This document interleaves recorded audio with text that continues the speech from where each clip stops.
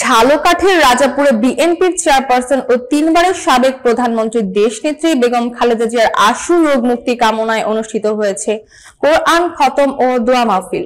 ঝালকাঠির প্রতিনিধি মোহাম্মদ মাহিন খান জানান, সোমবার সকালে উপজেলার নুরুল ইসলামিয়া দিনিয়া হাফিজি মাদ্রাসায় এ আয়োজন করেন রাজাপুর উপজেলা যুবদলের যুগ্ম আহ্বায়ক আবু সায়েম আকন।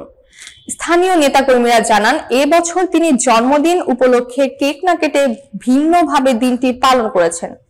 দেশনেত্রী খালেদা জিয়ার প্রতি শ্রদ্ধা ও তার দ্রুত আরোগ্যের প্রত্যাশা থেকে এই ধর্মীয় আয়োজন করা হয়। অনুষ্ঠানে মাদ্রাসার হাফেজ ও শিক্ষার্থীরা খতমুল কোরআনে অংশ নেন। মাহফিলে দেশের শান্তি, সুস্থ রাজনীতি ও জনগণের কল্যাণ কামনা করে দোয়া করা হয়।